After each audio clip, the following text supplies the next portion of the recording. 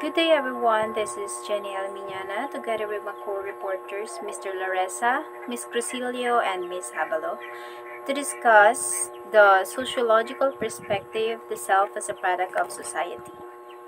So before we start the discussion, of course, let me share to you the learning outcomes of this lesson, which is to recognize what sociology tells about understanding the self and others, discuss how individuals view the self as a product of socialization, explain George Herbert Mead's theory of social self, discuss the self as a product of modern and postmodern societies, and appreciate your own social experiences that have been particularly helpful in understanding the self. So before we formally start the discussion, allow me to share a story or an experiment. A story that is actually an experiment, a real life experiment by the scientists. This experiment is connected with our discussion. So allow me to read. So this experiment is entitled the 5 Monkeys Experiment. So a group of scientists placed 5 monkeys in a cage and in the middle a ladder with bananas on top. So, ang mga scientists naglagay ng 5 monkeys sa isang cage kung saan sa gitna nito ay naglagay sila ng ladder o ng hagdan at naglagay ng saging sa tuktok. So, every time a monkey went up the ladder, the scientists soaked the rest of the monkeys with the cold water. So, kada may aakit na monkey para mag-attempt na kumuha ng banana, binabasa naman ng mga scientists yung the rest of the monkey na nasa baba. So, after a while, every time a monkey went up the ladder, the other beat up the one on the ladder. So, since binabasa nga sila, kada may aakit ng ladder para kumuha ng banana, so hindi na nila pinapaakyat yung kasama nila, kapwa nila monkey sa ladder. Ang ginagawa nila kapag umaakit is binubugbog nila. After some time, no monkey dared to go up the ladder regardless of the temptation. So, since every time na umaakit yung kahit sino sa kanila sa ladder is binubugbog ng mga kasama, wala na. After some time, wala nang nag-dare na umakyat ng ladder at kumuha ng banana. So, scientists then decided to substitute one of the monkeys. The first thing this new monkey did was to go up the ladder. Immediately, the other monkeys beat him up. So, ang ginawa ng mga scientists is pinalitan nila yung isang monkey ng isang panibagong monkey at ang unang ginawa ng monkey na ito is umakyat ng ladder para kumuha nga ng banana. But, ang ginawa nga ng mga dati ng monkeys doon sa cage is binugbog siya. Kagaya ng ginagawa nila doon sa naunang monkey or sa dati pang monkey. So, after several beatings, the new member learned not to climb the ladder even though it never knew why. So, kahit na nagtataka yung bagong monkey na binubugbog siya kada aakit siya ng ladder, tumigil na lang siya kasi ayaw niya mabugbog. So, hindi na siya nag-dare na umakyat pa ng ladder. So, a second monkey was substituted and the same occurred. The first monkey participated in the beating for the second monkey. A third monkey was changed and the same was repeated. So, hindi lang isang monkey ang pinalitan niya na rin ng scientist yung pangalawang, nagpalit na rin ang scientist or naglagay na rin ang scientist ng panibagong monkey. In which, yung ganun din ang nangyari, yung ginawa ng sa second new monkey is umakyat ulit ng ladder kung saan binugbog siya nung iba pang monkey at kasama na dun sa nambugbog is yung bagong monkey rin na first newbie monkey na pinalit dun sa nauna. So, the fourth was substituted and the beating was repeated and finally the fifth monkey was replaced. So, hanggang sa umabot na sa punto, isa-isang pinalitan ng scientist po yung mga monkeys, di ba? So, hanggang sa 5 bagong monkey na yung nandun sa cage. What was left was a group of 5 monkeys that even though never received a cold shower, continued to beat up any monkey who attempted to climb the ladder. So, ang nangyari po dito is since parang ang dinatnan nila is kapag aakit ng ladder is bubugbugin. hindi naman nila na experience or na witness yung cold shower ng cold water every time na may aakit ng ladder, or hindi man nila alam kung bakit bawal umakit ng ladder, kung bakit sila binubugbog, naging kagawian na nila yon, na bubog every time na may aakit na ladder, bubugbogin nila. So, ending, no more monkeys dare to get the banana on top of the ladder despite of the temptation. So, kung tatanungin natin yung mga monkeys, maybe ang isasagot nila is, or kung tatanungin natin yung mga monkeys kung bakit bawal umakit ng ladder, or bakit binubugbig nila yung kapwa nila monkey every time na nag-attempt na kumuha ng banana, is typically, answer nila is, I don't know. That's how things are done around here. Ganun. So, yun yung kinamulatan nilang behavior or gawain. So, does this sound familiar? So, have you experienced the same thing? So, hindi po yung, hindi yung ma-shower ng cold water or mabugbog. Diba? So, may mga bagay bang itinuturo sa atin, pero di natin alam kung bakit at ano ang purpose. So, usually, we can observe this sa mga lumang paniniwala at mga gawain, right? So, kagaya ng mga pamahiin sa patay or kung ano pa man, na hindi natin alam kung bakit talaga ginagawa ito, pero sumusunod pa rin tayo. So, now, let's start the discussion by first defining some terms that is really important in this topic. The first term is the sociology. Sociology is a scientific study of social groups and human relationships, generates new insights into the interconnectedness between the self and other people. A social science that studies human societies, their interactions, and the processes that preserve and change them. So, sociology is from the Latin word socios, which means companion, and the Greek word logos, which means the study of. So typically, sociology means the study of companionship.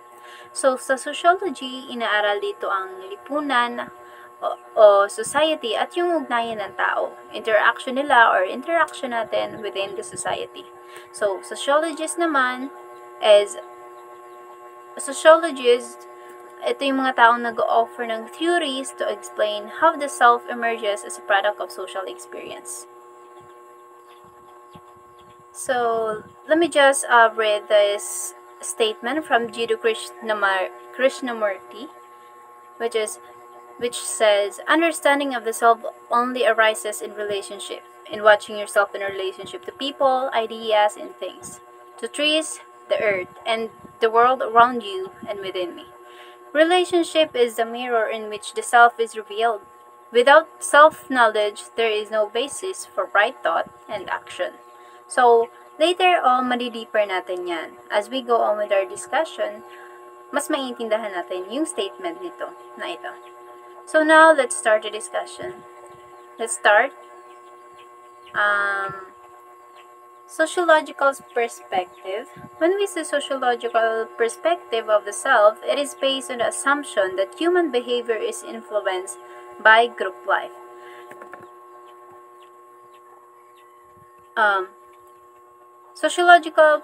In this chapter, it draws on the principles and concepts of well-known sociologists to foster student understanding of sociology and how sociology impacts students' everyday lives and provide a pathway to self-understanding of who you are and what you are in contemporary society.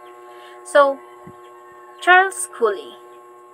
So, the concept of the looking glass self is undoubtedly his most famous and is known and accepted by most psychologists and sociologists today.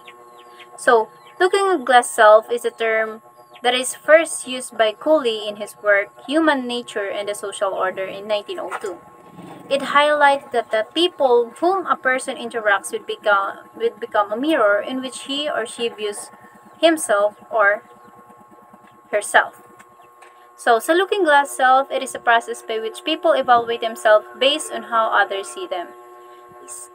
Sabi sa Looking Glass Self, may notion na yung self mo ay nade-develop based sa perception ng ibang tao sa iyo or based on their evaluation and appraisal. Kung ano yung tingin mo sa sarili mo, nakadepende yun sa tingin sa iyo ng ibang tao. For example, sasabihan ka ng ang ganda mo or ang galing mo naman sumayaw. So, then, ma-internalize mo na ay, maganda pala ako or ay, magaling pala akong sumayaw. So, and that is because of the perception or evaluation of other people to you. And that is the concept of the Looking Glass Self. So, there are 3 steps in Looking Glass Self. First is you imagine how you appear to other person. Ano nga ba ang tingin sa akin ng ibang tao? So, number 2 is you imagine the judgment of the other person. We imagine what judgment that person make of us based on our appearance and the way we present ourselves. Ini-imagine natin ang judgment ng ibang tao sa atin. So, the third one is you feel some sense of pride, happiness, guilt, or shame. We imagine how that person feels about us on the basis of judgment they made. For deeper understanding of Looking Glass Self,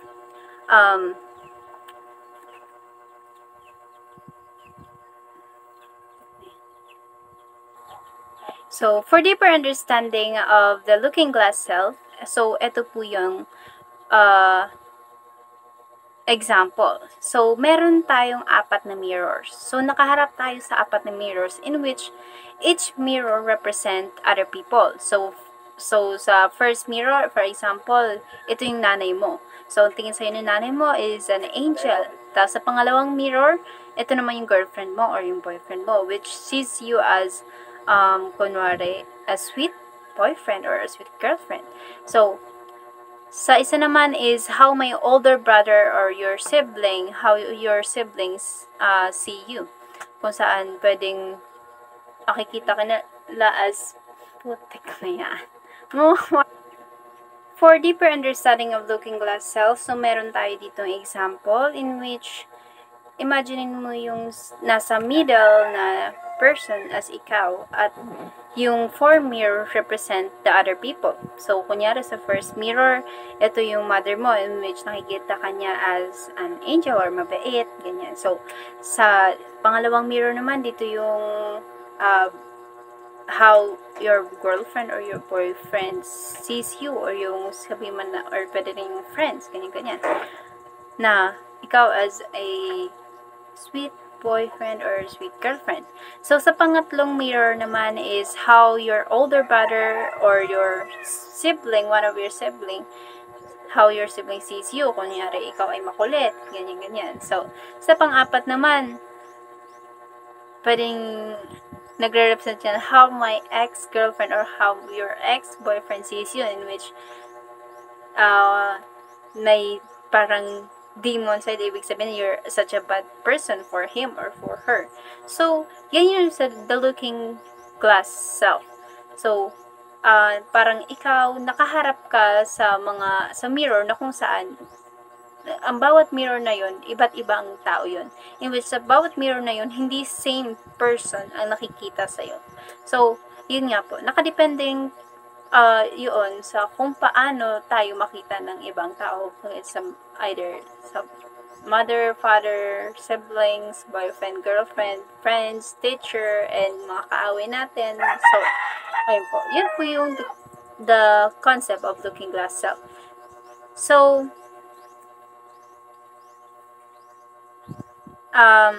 now let's proceed to the next reporter to discuss about George Herbert Mead. So, thank you.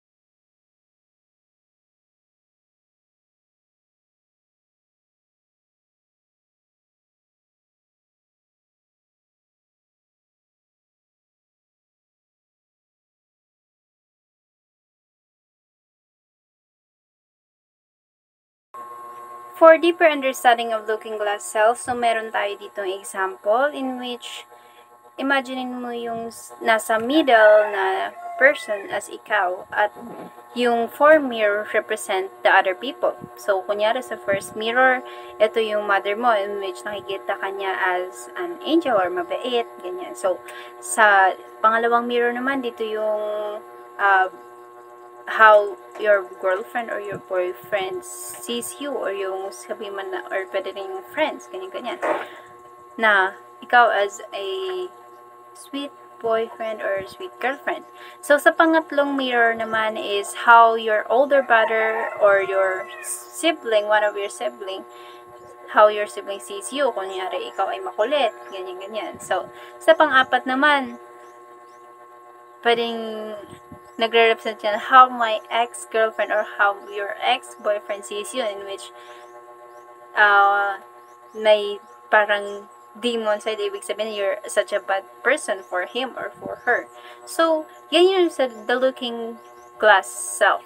So, parang ikaw nakaharap ka sa mirror na kung saan ang bawat mirror na yon iba't ibang tao yon, in which sa bawat mirror na yon hindi same person ang nakikita sa iyo. So, yun nga po, nakadepending yun sa kung paano tayo makita ng ibang tao, kung it's either sa mother, father, siblings, boyfriend, girlfriend, friends, teacher, and mga kaaway natin. So, ayun po. Yun po yung the concept of looking glass self. So,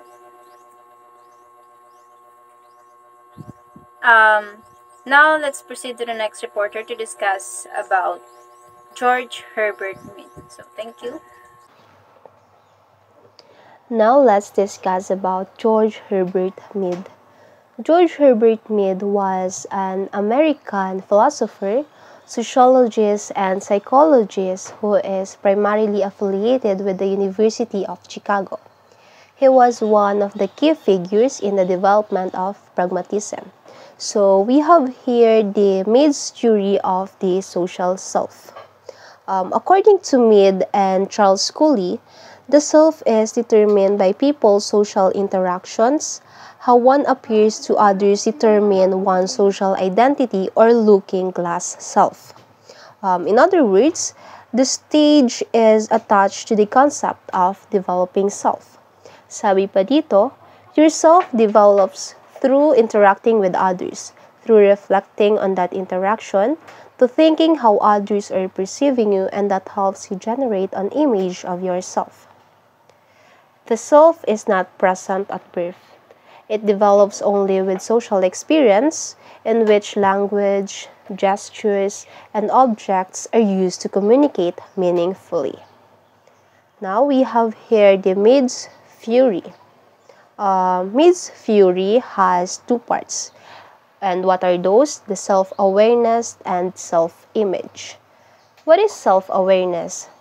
Self-awareness is the ability to tune into your own feelings, thoughts, and emotions, while the self-image is on how you see yourselves both physically and mentally.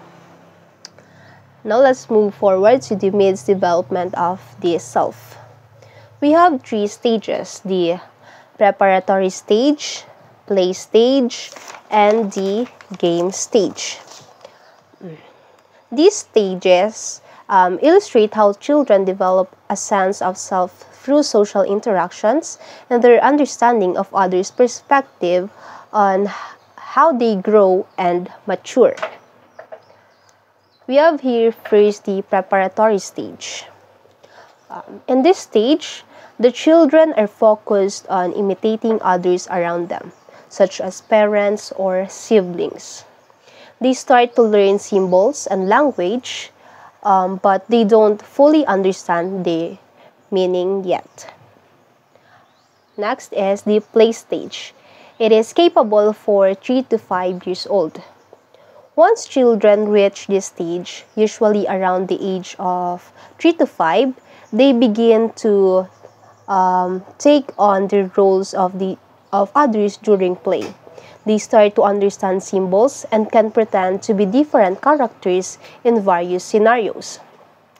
While the third stage is the game stage. In the game stage, the children start to grasp the concept of the general's adre. They understand social norms, rules, and expectations. They can take on the multiple roles simultaneously and understand how their actions impact others within a social context. So, my name is Rihanna Alexa H. Habalo, and my topic is about the Mead's theory of the social self, includes the concept of I and by George Herbert Mead. So, I and me, the side of oneself. So it means it represents the spontaneous and unique traits of the individual. So, I represent you, what you are, and kung sino ka, your unique self, your own self. While me, it is the objective element of the self that represents the internalized attitudes and demands of other people and individuals' awareness of those demands. So, me represent like the society, kung ano yung gusto ng society na maging ka. What society expected you to be. Kaya, yun yung me. John Baudrillard was a post-structuralist and postmodernist philosopher. So, posits that in the postmodern society, the self is found in the prestige symbol of goods consumed by people satisfied with things in life. They should not be persuaded by the postmodern culture or advertisement and mass media, which suggest false need. Wag ka daw, like, I think this shows or this indicate na wag ka daw magpadala kung ano nakita mo sa media. Like, be satisfied of who you are and what you have. Like, if may nakita ka na, like, nape-pressure ka because this, like, maraming something na gadgets, iPhone sa social media, like, wag ka ma-pressure because hindi mo duman happiness. Because you should be, to truly find happiness, you should first be satisfied on what you have. And Erving Goffman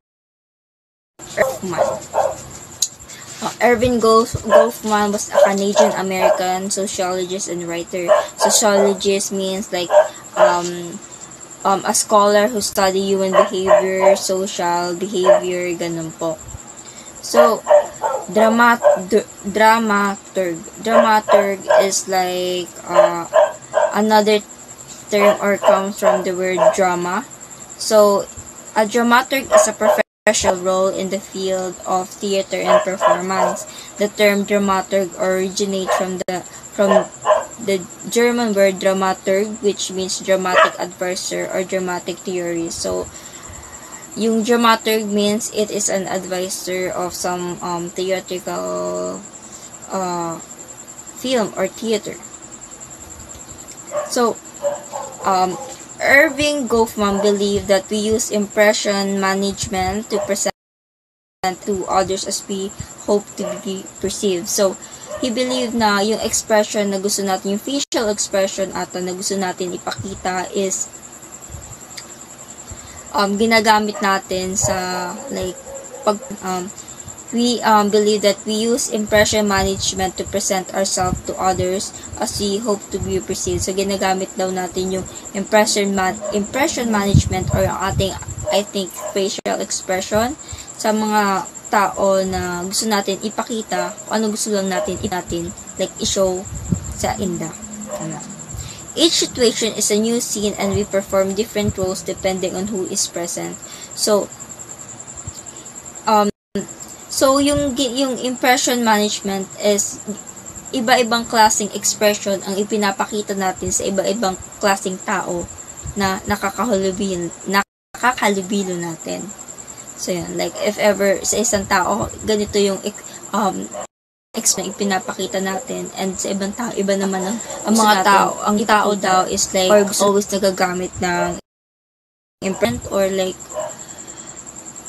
hindi natin masyado talaga ipinapakita kung ano totoong nararamdaman natin. Feeling natin per lang tayo, like, on the stage, nagpe-perform, at, like, kung ano gusto natin na ipaperceive rin sa kanila. Like, which is true, in fact, na if, kunyari sa isang friend group, nakafocus, like, iba yung attitude natin, iba yung if naglipat naman tayo sa isang circle of friends, iba naman yung ating, like, humor, attitude. So, it's like,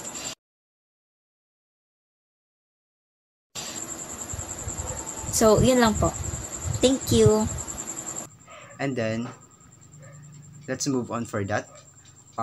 We are going to tackle about the agents of socialization. So, dito sa agent of socialization is ito yung in sociology, agents of socialization refers to the individuals or group, institutions, and experiences that facilitate the socialization process. So, agents of socialization can be classified into primary and secondary agent. So, meron tayong primary and secondary agent na tinatawag dito sa agents of socialization. So, yun. Yung agent of socialization then are forces. Forces siya in a person life that teach them about the world and their place within it, kung ano man yun. For example of this is family, close followed by schools, peers, and media are considered the primary agents of socialization in a child life. So, ito yung mga primary, parang ito yung unang hakbang. Ano po? Yung primary socialization. So, meron tayo ditong about family. So, sa family, sinasabi dito na yung families introduce children to the expectation of society. So, syempre, dito sa family, nagsisimula ang lahat. So, ito yung tinatawag nga talaga na agents of socialization. It is because the family is socialization in different ways on race, gender, and class. So, dito sa family nito is para ditong unang hakbang, ano po, pagmulat ng ating mga mata is yung family. And then, the expectation of the society. So, para sabi nga dito na families is introduce children to the expectation of society. So, dito is ang unang talagang i-introduce is yung sa children is yung family. So, kung paano ito, based man sa different race or gender, yun sinasabi dito. And the next one is the school. So, sa school naman, in school, teachers and other students are the source of expectation. So, yung estudyante daw and yung mga teacher is a source of expectation. So, meron tayong expectation na talaga dito sa teachers and sa students. That's encourage children to think and behave in the particular way. So, pag sinabi nga na pa nagsasalita, for example, nagsasalita yung teacher or nagdi-discuss, so, syempre, iti-think mo to think and behave in particular way. So, you have the thinking na dapat meron kang behavior. Ano po, yung behavior mo is nakokontrol mo na ma-manage mo about the specific present na kung ano man yung pinag-uusapan. Yun dito sa school. So, dapat nga sinasabi dito sa school is meron dapat yung teachers and students is have the source of expectation. So, and the next one is peers. So, sa peers naman is the sinasabi dito is the culture is an important source of identity. So, ito yung peers na to is yung mga kaibigan mo. Ano po? So, through interaction with peers, so, children learn concept of self. So, syempre, kung nakiki-interact ka within your friends or peers man, is you have the critical thinking or learning about the concept of self. Ano po? Gain social skills. So, yun sa pakikihalubilo mo is meron ka nang natutunan sa kanila, which is na parang na-adapt mo sa sarili mo. So, yun. And then, form values and attitude. So, dito naman sa form values and attitude. So, yun nga sinabi ko kanina, na-adapt siya. So, pwede siyang ma-adapt. Hindi talaga adaptations yung tinatawag doon. Pero, pwedeng siyang ma-adapt sa isang particular na kasama mo. Ganun. Sa isang circle of friends mo. Dito yun. And then, the next one is media. Media. So sa media naman, it is the average young person 8 to 19 spend almost 7 hours per day. So dito sa media is meron talagang malaking factors na naka-affect ito sa ang media sa mga children. Ano po, mostly nowadays, a lot of children nowadays is using social media, so they can, so the factor of this social media is mahina yung mga bata or mga children magbasa. So parang nalilimitahan or lack of knowledge about the reading, ano po, so ganun, or literacy. And then sinasabi to immerse in media in various forms, often using multiple media forms simultaneously. So yun nga sinabi ko kanina. And then television is the dominant medium. So itong television naman is dominant medium. So although most of the youth use a computer daily, so kahit yung mga youth or yung mga children is mostly computer daily yung gamit, but tayo is sa television naman kasi part siya ng media, ano po, kasi media is when we say media, it is a form of medium or communication between people, ano po, so yun yung media. And then itong media na to is napaka-broad niya. So bakit nga napaka-broad ng media? It is because nakaka-apekto siya because of the you can interact with other people or other someone, ano po, so yun. And the last one is of my discussion is all about the religion. So religion, sinasabi dito, religion is children tends to develop the same religious belief as their parents. So sinasabi dito, pwede nating parang pass generation to generation, ano po ba, ay ano po, so yun yung sinasabi dito na children tend to develop the same religion belief as their parents. Pwede din yun, pero nowadays hindi naman lahat ng mga children's or mga youth is na pwedeng ma-develop same religion sa kanilang mga magulang, kasi minsan yung iba is nag-iiba din yung belief according nga dun sa nakakalubilan nila or nalalaman nila, kasi meron tayong mga principles or meron tayong mga thoughts about life na minsan tayo lang nakakaalam kung ano ba yung gugustuhin nating religions, di ba? So, yun, may mga group of religions din na pinag-uusapan dito na kung saan kaya hindi masyado na parang develop ng same religion sa parent, kasi iba din yung gusto or iba yung din. Kasi meron nga tayong mga Iglesia ni Cristo, mga ganun. So, Catholic, ganun. So, sinasabi pa dito sa religion is very often those who disavow religion return to their original faith at some point in their life, especially if they have strong ties to their family or origin, and after they form families of their own. So dun yung papasok yung strong ties or parang nakatali ka na sa isang sa families mo or sa paniniwala nyo, ano po, this is isang religion. So that's all my discussion about the sociological perspective, the self as a product of society. So I hope you learn some new knowledge, ano po, dito sa tinakal namin ni Miss Jenny Almiñana, sorry. And yun, thank you very much for your listening, and I hope that you learn something new knowledge, ano po, or learning dito sa discussion namin. That's all. Thank you. Bye.